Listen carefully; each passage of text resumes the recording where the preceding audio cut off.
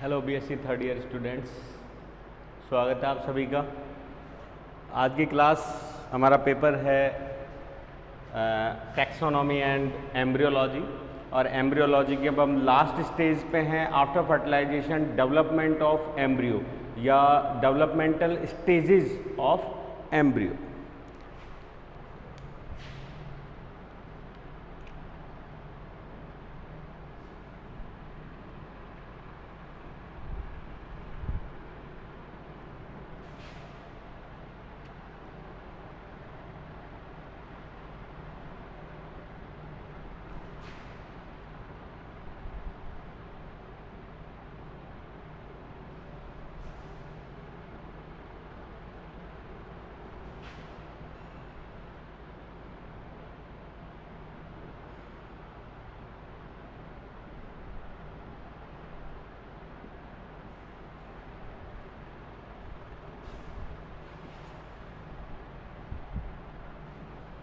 ठीक है, एम्ब्रियोलॉजी। और अब हमारा आज का जो टॉपिक है, हॉट टॉपिक आफ्टर फर्टिलाइजेशन, वो हो गया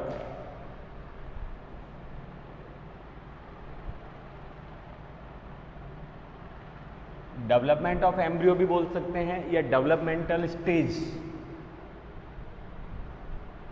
ऑफ एम्ब्रियो।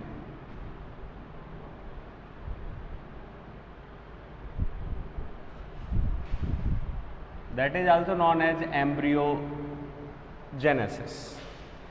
एम्ब्रियो का अध्ययन जो है एम्ब्रियोलॉजी, और उससे रिलेटेड जो साइंटिस्ट हैं, बॉटनिस्ट हैं, उन्हें हम बोलते हैं एम्ब्रियोलॉजिस्ट। तो सबसे पहले तो अगर एम्ब्रियो के लिए हम सिंपल वे में डेफिनेशन के रूप में दें तो व्हाट इज एम्ब्रियो, तो हम ये कह सकते हैं कि उच्च वर्गीय पादपों, अर्थात जिनमें अल्टरनेशन ऑफ जनरेशन, पीढ़ी एकांतरण स्पष्ट रूप से पाया जाता है, जिनका मेन जो थैलस है वो स्पोरोफिटिक है। मेन थैलस कैसा है? स्पोरोफिटिक।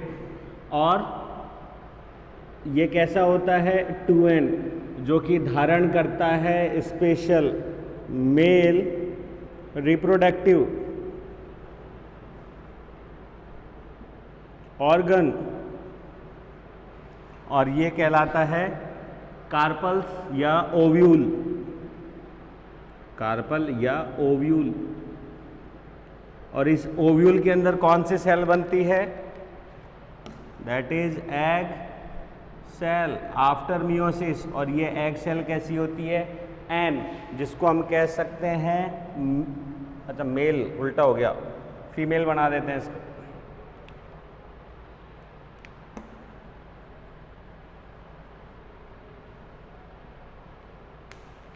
ठीक है। और एग सेल जो है वो क्या कहलाती है?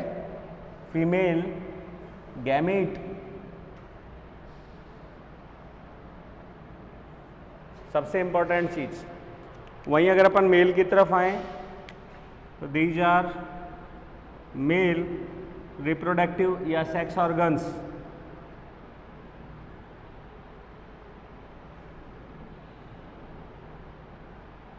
और ये क्या होते हैं? These are known as stamens, पुंकेसर, जो कि क्या 3 भागों में, फिलामेंट में और किसमें? पुंकेसर, जो प्रथम ऊपर की अगर हम बात करें तो एंथर्स में, पुंकेसर्स में विभक्त होते हैं। तो ये हो गया एंथर्स। बाई मियोसिस इसके अंदर क्या डेवलप होती है? Spore mother cells. और वो क्या डेवलप करते हैं? स्पोर टेट्राड्स। तो दीज आर पोलन ग्रेन्स।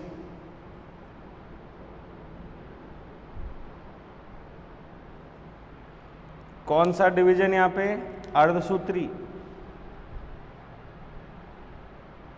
यहां पे भी कौन सा? मियोसिस। ठीक है। और इसकी वजह से यहां पे क्या बन रहे हैं? These are male gametes. तो यहां पे 2 चीजें बन गई, that is sporophyte, sporophytic generation, और यहां पे कैसी बन गई? गैमेटोफाइट।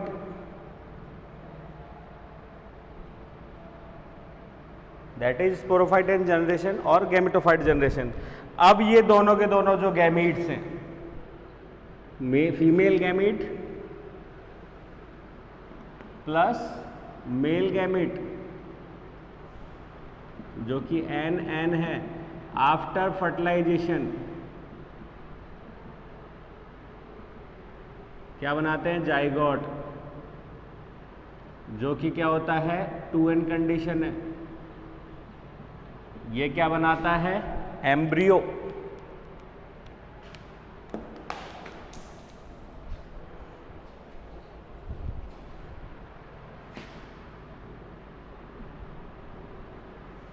और ये एम्ब्रियो क्या बनाता है? Sporophyte plant. ठीक है, तो हम ये सारी चीजें डेवलपमेंट की पढ़ते पढ़ते डेवलपमेंट के साथ में हम यहाँ पे आ चुके हैं। हमने गैमीट फॉर्मेशन कर लिया, दोनों के बीच में पॉलिनेशन से उनका बीच का फर्टिलाइजेशन से जाइगोट तक हम कंप्लीटली पहुंच चुके हैं। दो अलग अलग वो क्या बोलते हैं, मेल फीमेल गैमीट्स के फ्यूजन से बनने वाली संरचना जाइगोट। तो यहाँ हम कह सकते हैं कि जाइगोट जो है वो प्रथम कोशिका है किसकी? स्पोरोफाइट जनरेशन की। यहाँ पे गैमीट जो है वो प्रथम कोशिका है किसके लिए? गैमीट नहीं, स्पोर मदर सेल्स जो बन रही हैं मियोसिस आफ्टर, वो होती हैं प्रथम गैमिटोफाइट जनरेशन। यहाँ पे सबसे बड़ी बात यह है कि गैमिटोफाइट डिपेंड करती है स्पोरोफाइट्स पे, ठीक है, और ये दोनों एक दूसरे के अल्टरनेट पोजीशन में स्पष्ट। तो यहाँ इस कंटिन्यूटी, ये जो साइकिल है ये चलती रहती है और नेक्स्ट जनरेशन जो है फर्दर डेवलपमेंट में आती रहती है। तो हमारा आज का जो टॉपिक वो एम्ब्रियो इसी से है कि जाइगोट में पर्टिकुलर एक पूर्व निर्धारित, ये वर्ड बहुत ज़्यादा इंपॉर्टेंट है, अपनी मर्जी से अनियमित नहीं, पूर्व में निर्धारित विभाजनों के द्वारा क्या होता है? इस एम्ब्रियो का विभाजन और विभाजन के बाद में क्या होता है? विभेदन। उस विभेदन से क्या बनते हैं? टिश्यूज से बनेंगे ऑर्गन्स से बनेगी पूरी बॉडी, प्लांट बॉडी। तो यहाँ पे हम वही स्टेजेस की बात कर रहे हैं जो यहाँ पे एम्ब्रियो सीड फॉर्म में स्टोर होता है।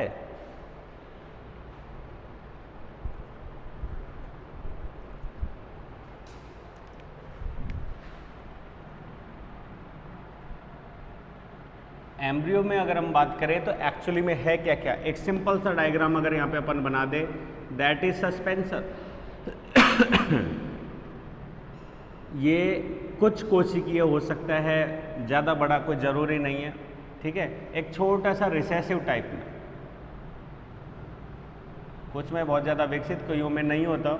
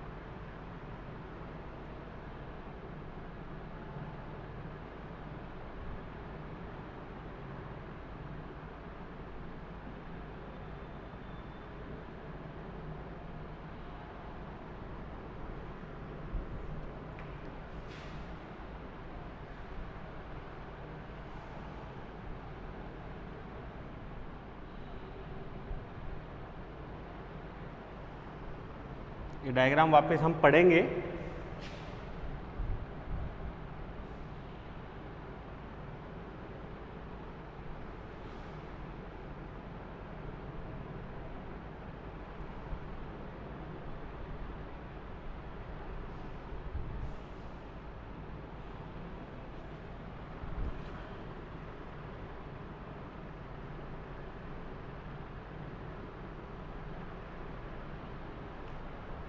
ठीक है, ये एक सिंपल वे में फोल्डेड जो है संरचना है एम्ब्रियो की। हमको तो बाहर से क्या दिखाई दे रहा है, एक सिंपल सीड टाइप में दिखाई दे रहा है। हम किसी का भी अगर सीड की यहाँ पे बात करें लाइक, या अगर हम साइसर की भी बात कर रहे हैं, चने की, ठीक है, तो जब चने के सीड को भी हम क्या बोलते हैं, ग्रो करते हैं, तो दो संरचनाएं बनती हैं एक्चुअली इसके डेवलपमेंट से। That space is known as epicotyl, epicotyl, ठीक है। और ये संरचना जो बन जाती है दैट इज हाइपोकोटाइल, ठीक है, हाइपोकोटाइल एंड एपिकोटाइल, मतलब बीज पत्रोपरिक है और ये बीज पत्र के अधर भाग है, ठीक है। ये डेवलप करता है किसको, रेडिक्यूल को, मूलांकुर, और ये डेवलप करता है किसको, प्रांकुर को, प्यूम्यूल को।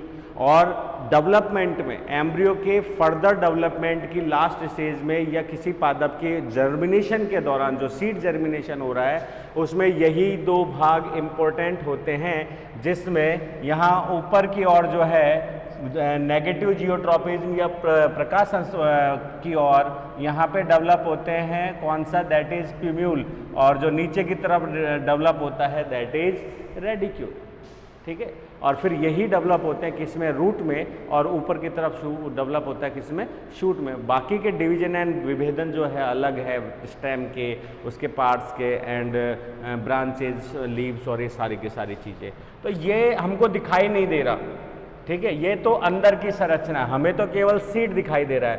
इस सीड में एम्ब्रियो किस रूप में है, उसी की स्ट्रक्चर को जो है वो हम यहाँ पे डेवलपमेंट स्टेजेस में समझने की कोशिश करेंगे। तो पहला हमारा टॉपिक हो जाता है डिफरेंट टाइप के एम्ब्रियोज, एम्ब्रियोज के डेवलपमेंट, उनके विभेदन तल और उनमें बनने वाली कोशिका, और कोशिकाओं की व्यवहार, अर्थात कौन सी कोशिका किस कार्य के लिए है, क्या काम करती है, डेवलपमेंट में कौन सा हिस्सा उसका यूज में आ रहा है, तो इसके अकॉर्डिंग जो है वो क्या किया जा रहा है, 5 भागों में बांटा गया है एम्ब्रियो को। डाइकॉट्स एम्ब्रियो या मोनोकॉट्स की भी हम बात करें तो केवल यहाँ पे एम्ब्रियो के टाइप्स हैं, क्योंकि इनिशियल स्टेज पे तो ये सारे के सारे डेवलपमेंट जो होते हैं वो सेम ही होते हैं। बाद में फिर उनमें डेवलपमेंट स्टेजेस में डाइकोटिलीडन्स की 2 संरचनाओं का बनना और ये सारी चीज़ें इंक्लूड होती है। तो हमारा यहाँ पे पहला पॉइंट जो है वो हो जाएगा टाइप ऑफ एम्ब्रियो।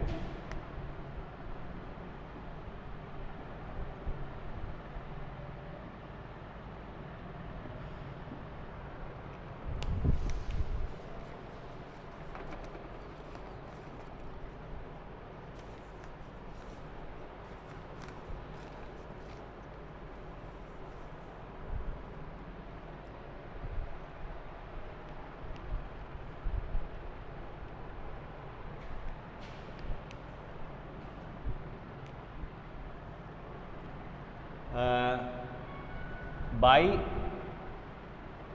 स्नर्फ लगभग उन्होंने दिया है ये 1929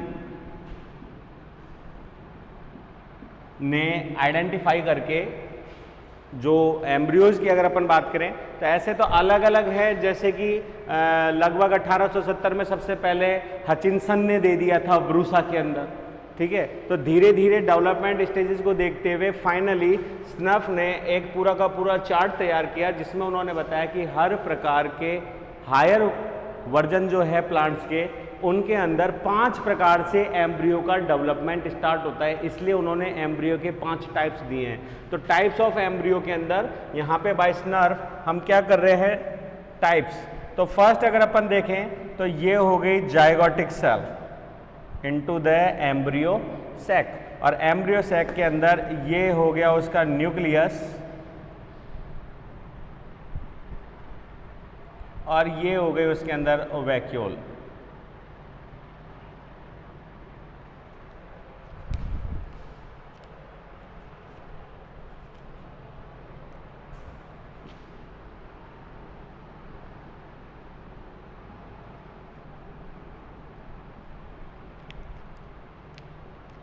ये हो गया न्यूक्लियस, ठीक है। बाय फर्दर डिवीजन सबसे पहला कौन सा विभाजन होगा उसमें, पेरी और एंटी, तो दैट इज पेरिक्लिनल, जिसको हम बोल सकते हैं कौन सा, ट्रांसवर्स, अनुप्रस्थ। और इस अनुप्रस्थ से दो कोशिकाएं बन रही हैं,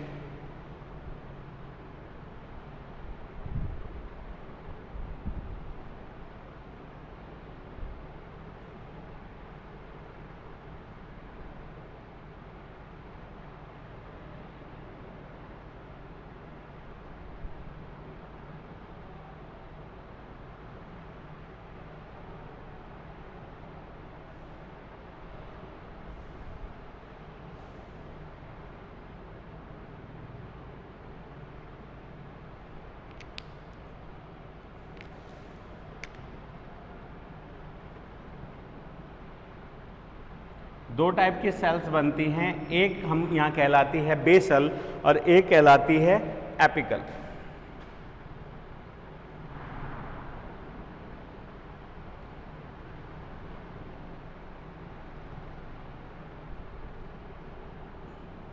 ये ध्यान रखना, ये बेसल सेल जो है ये केवल नॉलेज के लिए, यहाँ लिखने की जरूरत नहीं है, माइक्रोपाइल एंड की ओर,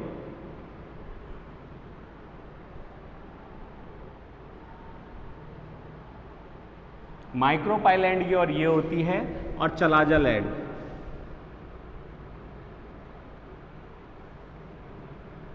की एंड की तरफ जो है वो ये सेल होती है।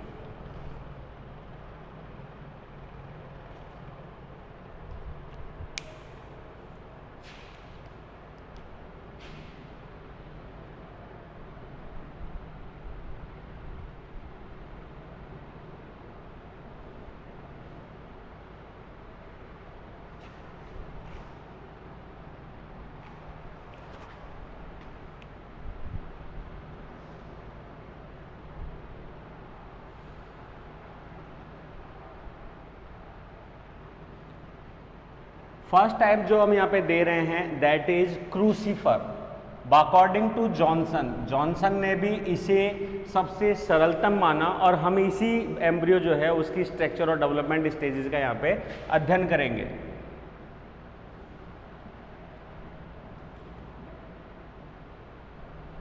क्रूसीफर या क्रूसीफेरस, ठीक है। इसमें जो सेल्स डिवाइड हुई है वो मैंने बना दी यहाँ एक, ये पहले से विभाजन हो रखा है, that is apical, that is basal.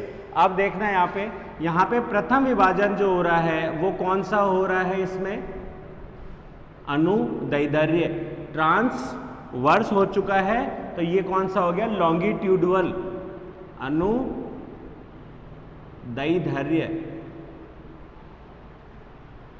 Longitudinal,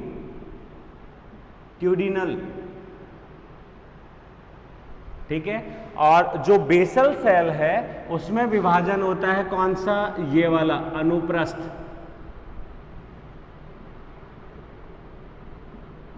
इसको हम बोल सकते हैं ट्रांसवर्स, ठीक है। ये दो विभाजन जो है वो यहां पे हुए।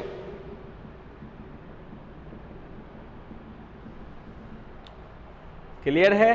अब इसके बाद जो विभाजन हो गया उसके अकॉर्डिंग इस प्रकार के एम्ब्रियो में बेसल सेल जो है वो भ्रूण के निर्माण में पार्टिसिपेट नहीं करती है, भाग नहीं लेती, केवल और केवल एपिकल सेल जो है उसी के डेवलपमेंट से या विभाजन से जो है वो भ्रूण की कोशिकाओं की संरचना बनती है।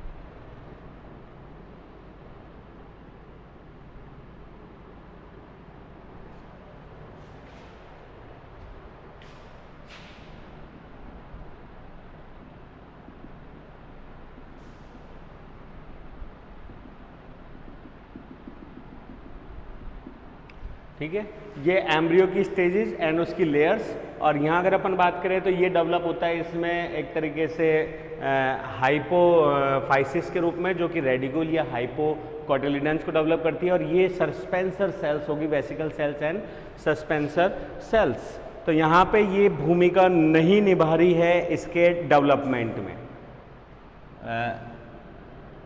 ये हम डायग्रामेटिकली जब बाद में पढ़ेंगे तो अपने आप क्लियर हो जाएगा। सेकंड जो हम यहाँ पे पढ़ रहे हैं वो है एस्ट्रॉइड टाइप। और एस्ट्रॉइड टाइप के अंदर भी जो विभाजन हो रहा है वो कौन सा हो रहा है?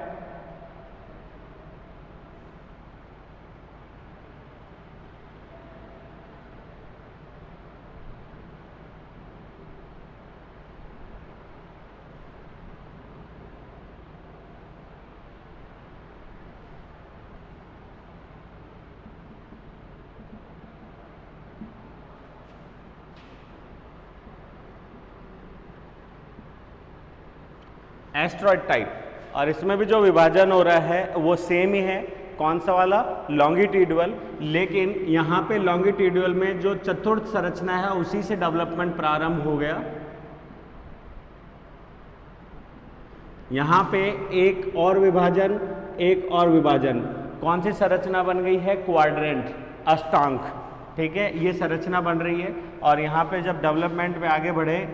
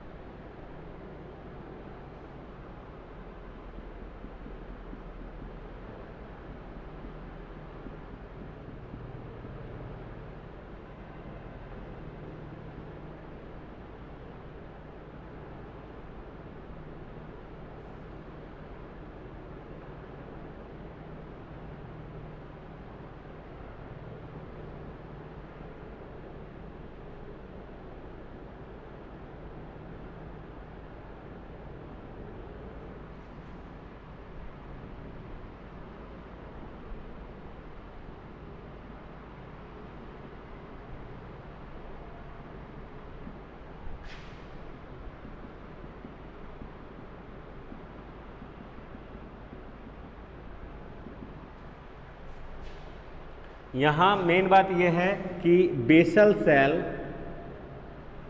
And apical cell involve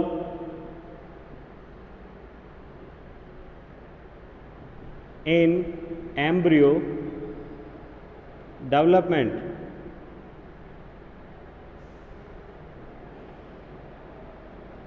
basal cell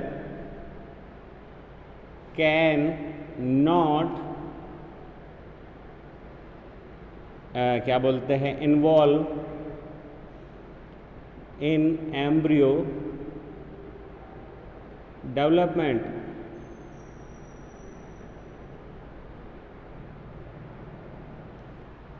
ठीक है, basal cell can not involve in embryo development. इसमें बेसल सेल एम्ब्रियो के डेवलपमेंट में पार्टिसिपेट नहीं करती है, जबकि यहाँ पे बेसल सेल जो है वो एम्ब्रियो के डेवलपमेंट में पार्टिसिपेट करती है।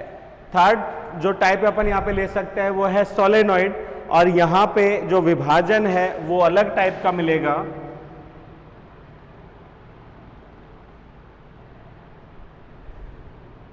एक, दो, तीन।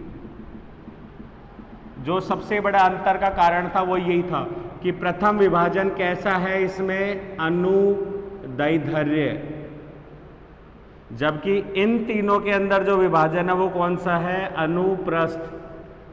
ठीक है, अनुप्रस्थ, खड़ा नहीं है, दैट इज सोलेनॉइड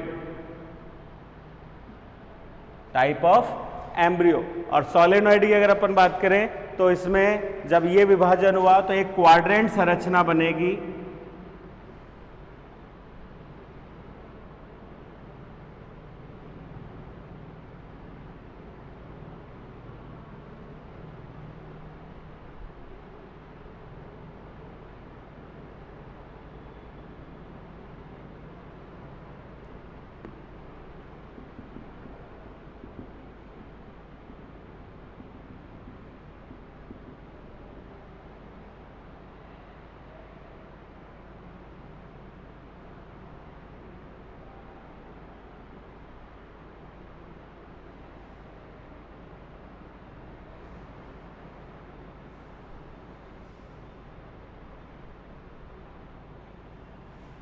ठीक है। इसके अंदर भी सस्पेंसर जो है या बेसल सेल जो है वो भाग नहीं लेती। बेसल सेल भ्रूण विकास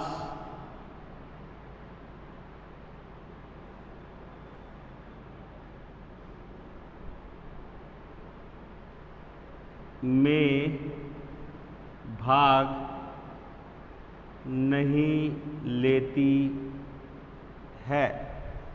ठीक है। फिफ्थ टाइप अपन यहां पे लिख सकते हैं कैरियोफिलॉइड।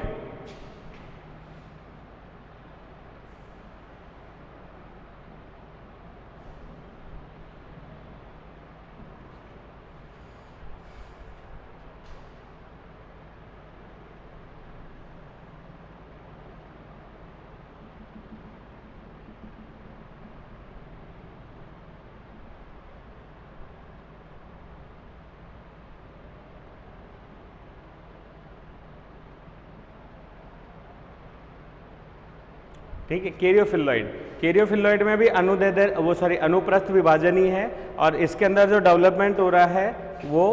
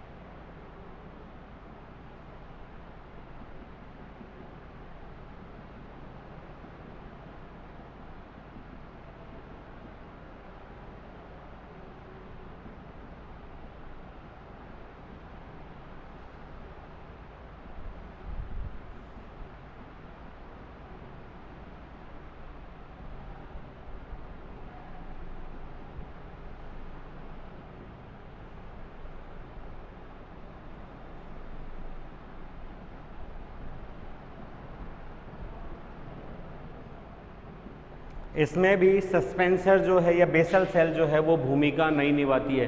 केवल एपिकल सेल से ही क्या होता है, इसका डेवलपमेंट होता है सोलेनॉइड। और ये हो गया कैरियोफिलॉइड। लास्ट जो हम यहाँ पे यूज में ले सकते हैं वो है चीनोपोडिया टाइप।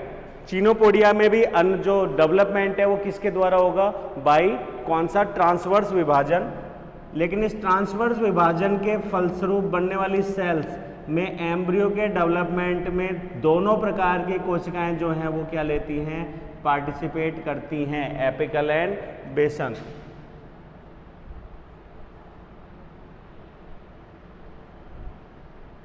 चीनोपोडियल टाइप, चीनोपोडियल की अगर अपन बात करें और इसका डायग्राम को ड्रॉ करें तो यहां हमारे पास में सारी सेल्स मिलेंगी।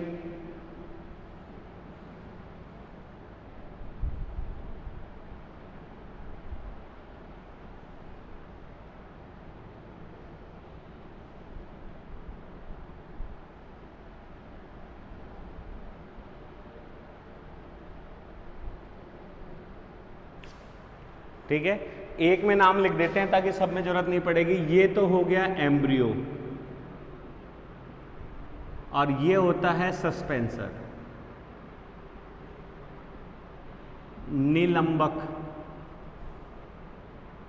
और ये हो गया प्रो एम्ब्रियो, प्रो प्राक भ्रूण। ठीक है, ये सेम, तो 5 टाइप के हो गए। क्रूसीफेरस टाइप के अंदर जो है वो बेसल सेल काम में नहीं आ रही, लेकिन अनुदैर्ध्य विभाजन से जो सेल है वो क्या कर रही है, डेवलप कर रही है किसको, एम्ब्रियो को। सेकेंड एस्ट्रॉइड, एस्ट्रॉइड के अंदर भी क्या है कि सेल जो है वो अनुदैर्ध्य विभाजन कर रही है, लेकिन इसकी सभी कोशिकाएं, एपिकल एंड बेसल दोनों प्रकार की कोशिकाएं जो है वो भ्रूण के डेवलपमेंट में काम आती हैं। ये बेसल सेल जो है यहाँ पे हाइपोफाइसिस एंड रेडिक्यूल स्ट्रक्चर्स को जो है वो कोड करता है। उसी के बाद 2 टाइप, अब 3 टाइप जो है वो अनुप्रस्थ विभाजन के हैं, जिनमें अनुप्रस्थ विभाजन हो रहा है ऊपर की ओर, चलाजल एंड की ओर एपिकल सेल, और बेसल एंड माइक्रोपाइल की तरफ जो है वो बेसल सेल बन रही है।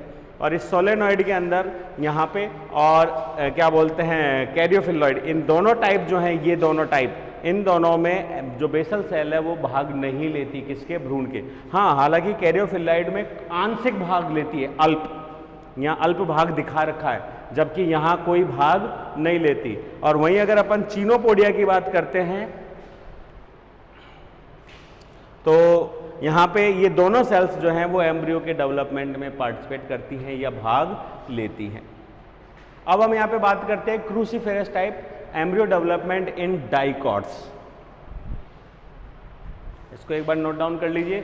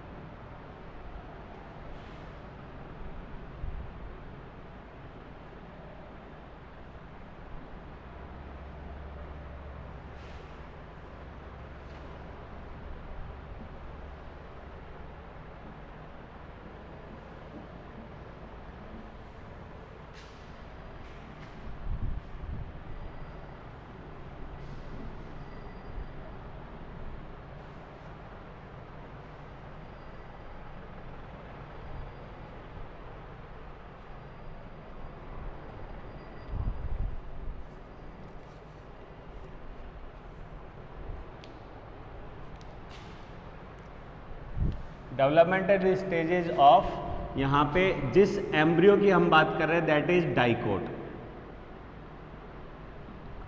डाइकोट एम्ब्रियो के डेवलपमेंट स्टेजेस की हम यहाँ पे बात कर रहे हैं। पहले डायग्रामेटिकली समझ लेते हैं, देन अपने आप क्लियर हो जाएगा कि हमको क्या समझना है। तो फर्स्ट इज वही सेल, ये हो गया nucleus and that is vacuole, zygote, 2n nucleus. ठीक है, और उसके लिए अगर हम लिखें तो वो हो गया vacuole.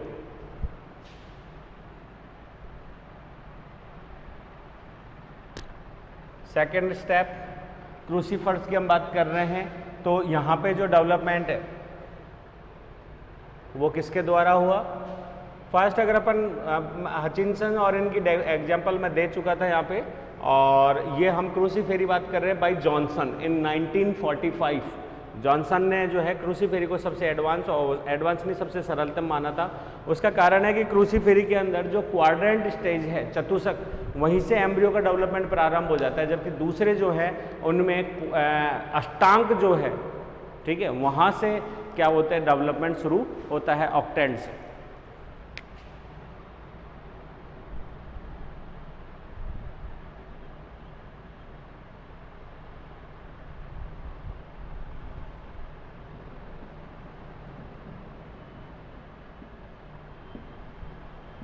That is apical cell, और ये हो गया बेसल सेल। और बेसल सेल जो है किधर की तरफ है, माइक्रोपाइल एंड ठीक है, माइक्रोपाइल एंड की ओर है ये। Apical cell and basal cell. अब इसके बाद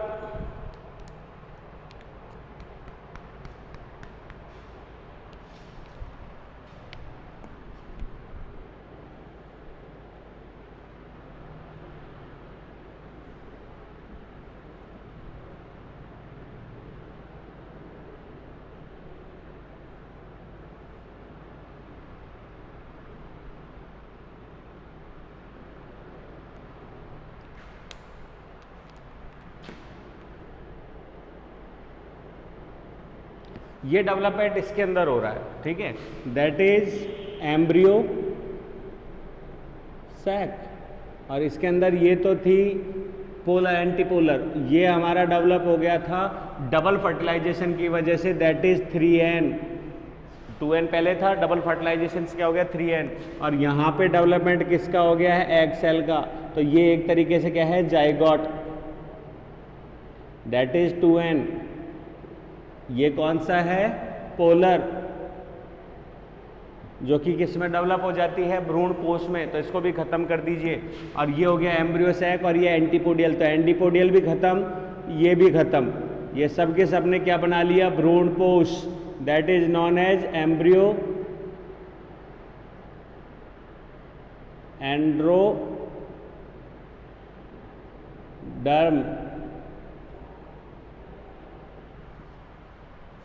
नहीं एंडोस्पर्म, एंडोस्पर्म में चेंज हो चुकी है।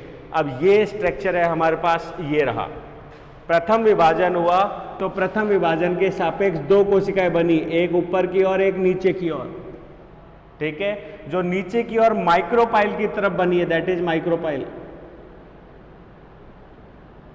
माइक्रोपाइल की ओर जो बनी है उसको हम बोलते हैं बेसल सेल, और जो ऊपर की ओर दिख रही है हमें वो कौन सी है, एपिकल सेल, ठीक है। इसे हम एक नाम और दे सकते हैं, that is apical cell, and ये हो गया CB, बेसल सेल।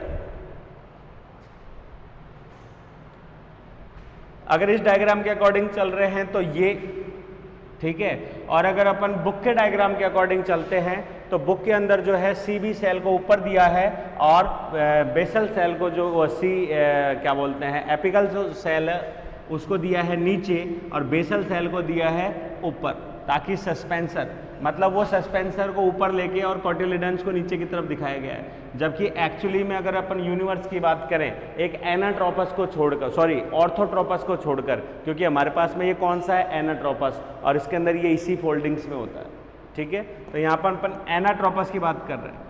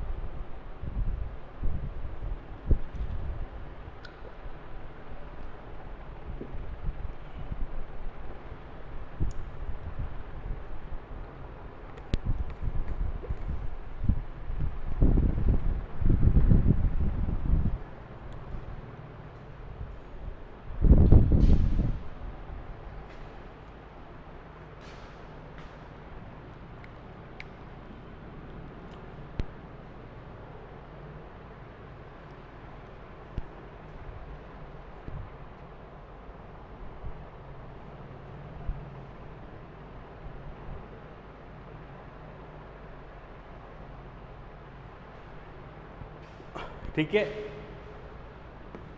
CA की हम बात करें तो इसको अगर इसके अकॉर्डिंग चल रहे हैं जब, तो अपन को जो बेसल सेल है उसको कहाँ रखनी पड़ेगी, नीचे की ओर, ठीक है। और अगर अपन इसके अकॉर्डिंग चल रहे हैं तो हम इसको रख रहे हैं ऊपर की ओर। ये कोड करेगी किसको, सस्पेंसर को, और ये कोड करेगी किसको, एंडोस्पर्म को, सॉरी इसको एम्ब्रियो को। उल्टा कर लेते हैं, ये लो, दैट इज बेसल और ये हो गया एपिकल।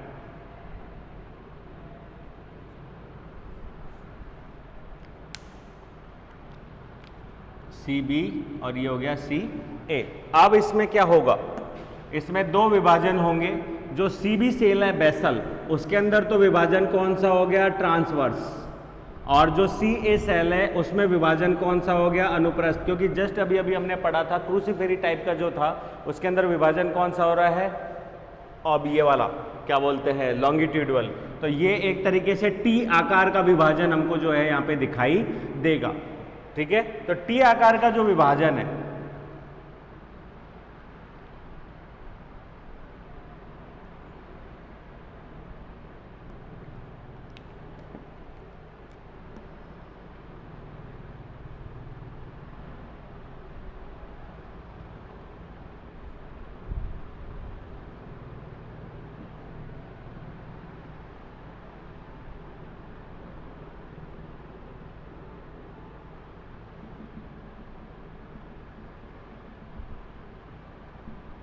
ठीक है। तो ये जो सेल थी CB सेल में दो सेल्स बन गई, एक ये और एक ये, दैट इज सस्पेंसर। बड़ा लिख देता हूं,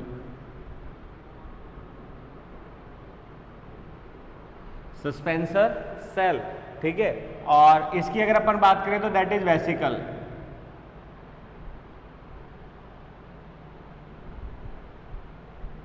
और ये हमारा हो गया pro embryonic cell, pro embryonic cell, ठीक है।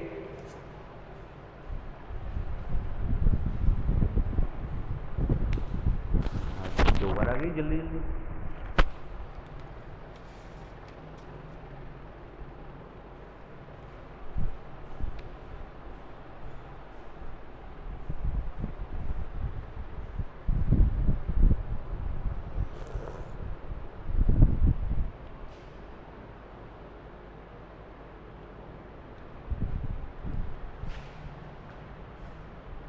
ये हटा देता हूं।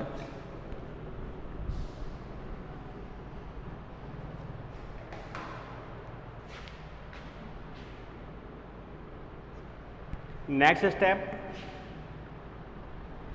स्टेप के अंदर दोनों सेल्स में कभी वो ये क्या बोलते हैं, सस्पेंसर में और एम्ब्रियोनिक में, यहाँ पे एक और विभाजन होगा। वो एक्चुअल में हमको यहाँ से दिखाई नहीं देगा, मैं इसको ऊपर साइड से एक बार अगर देखने की कोशिश करें तो जैसे ये है एपिकल सेल, तो एपिकल सेल में फर्स्ट डिवीजन कौन सा हुआ है, ये वाला, ठीक है। तो ये लॉन्गिट्यूडल, अगर अपन इसकी यहाँ पे बात कर रहे हैं तो दैट इज लॉन्गिट्यूडल।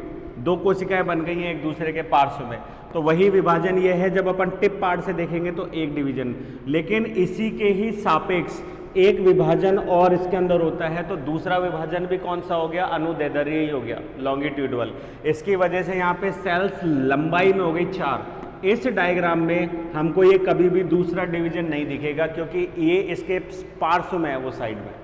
और उसी प्रकार से सस्पेंसर में भी क्या होता है, डिवीजन कौन सा होता है, उसमें लगातार ट्रांसवर्स ही होता है।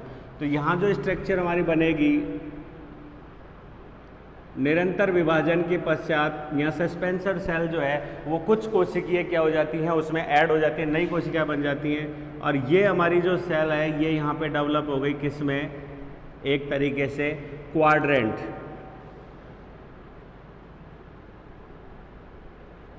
चतुष्क।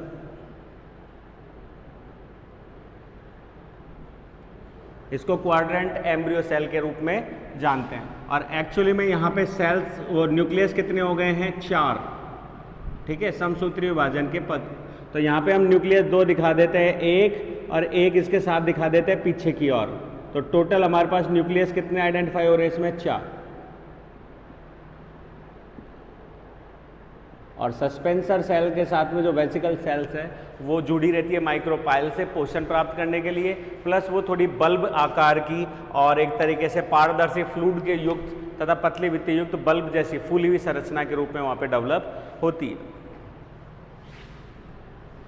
इस विभाजन के पश्चात जो नेक्स्ट स्टेज है उसके अंदर यही डेवलपमेंट किस में जा रहा है?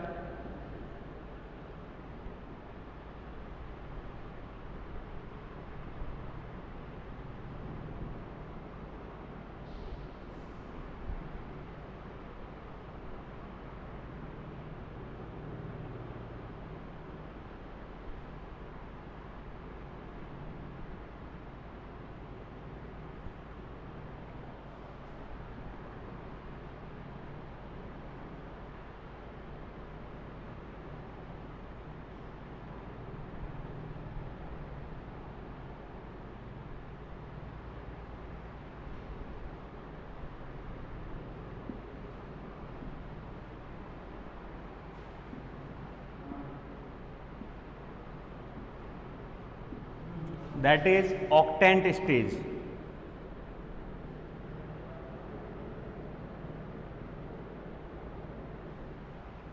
ठीक है, ऑक्टेंट स्टेज वही 4 कोशिकाएं, लेकिन इसमें एक विभाजन कौन सा हो गया है अब? अनुप्रस्थ।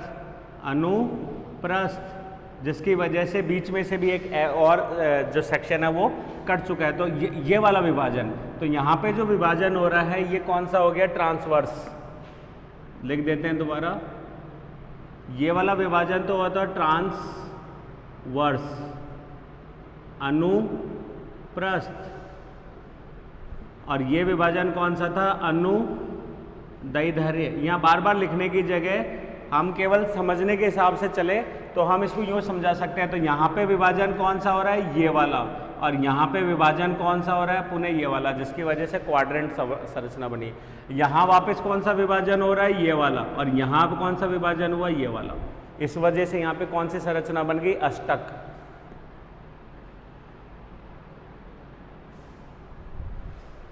क्लियर है? इस अष्टक बनने के दौरान ही जो सस्पेंसर सेल है उसका सबसे दूरस्थ भाग जो कि चलाजल एंड की ओर है या एपिकल संरचना से जुड़ा हुआ है, वो एपिकल संरचना कहलाती है हाइपोफाइसिस।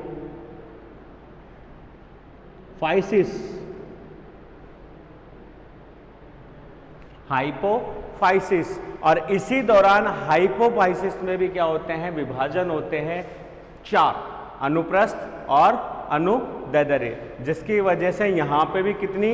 8 कोशिकीय संरचना बनती है। 8 कोशिकीय स्ट्रक्चर जो है वो बनती है इसी के साथ।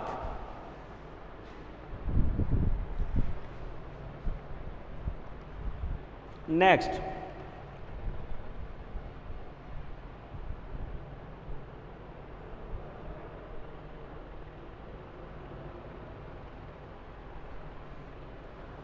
अब यहाँ पे त्रियक विभाजन और अनुदैर्ध्य विभाजन के साथ अब अनेक सेल्स बनेंगी।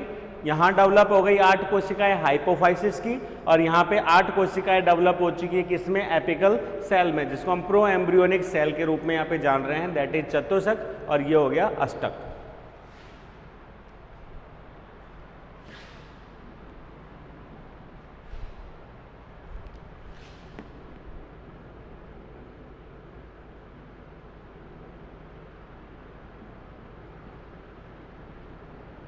क्वाड्रेंट स्टेज वो हो गई ऑक्टेंट।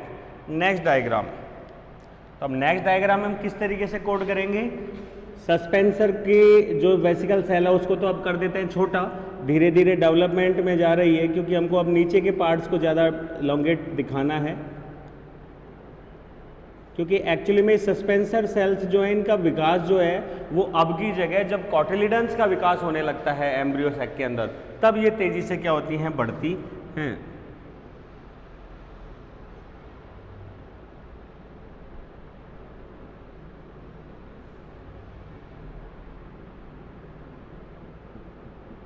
ठीक है, तो ये हमारी 4 कोशिकाएं आगे, 4 कोशिकाएं पीछे की, और इसमें भी 4 डॉट्स लगा देते हैं। तो 4 4 कितने डॉट्स हो गए? 8।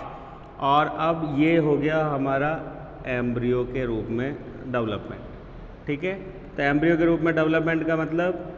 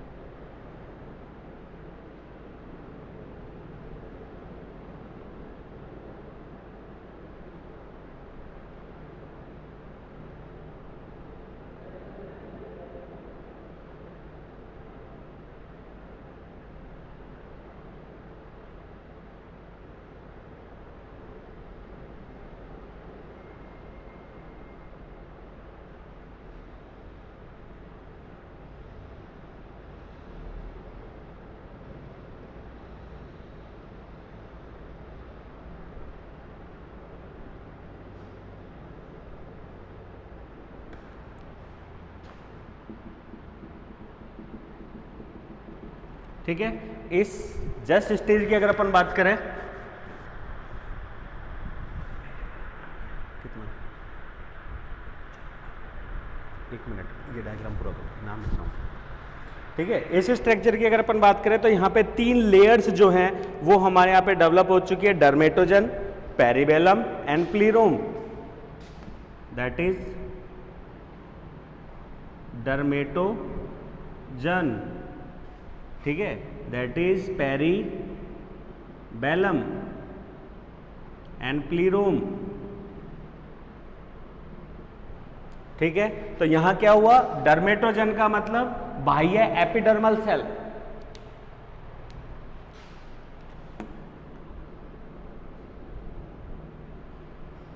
एपिडर्मल।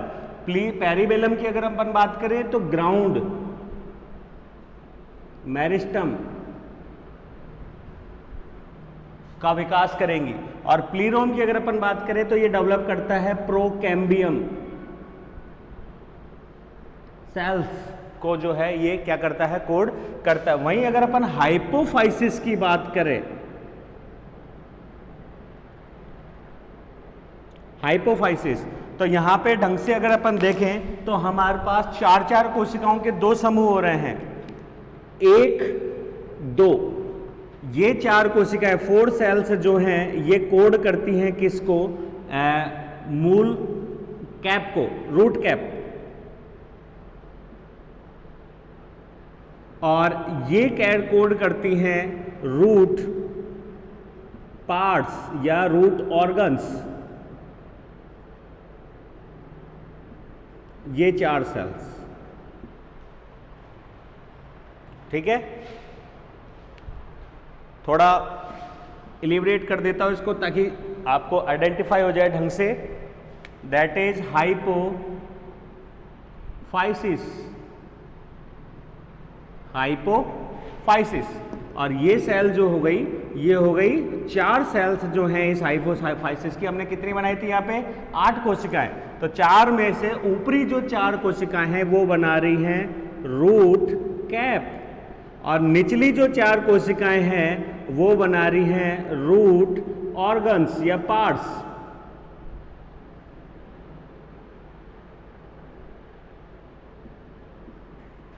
रूट ऑर्गन्स, ठीक है।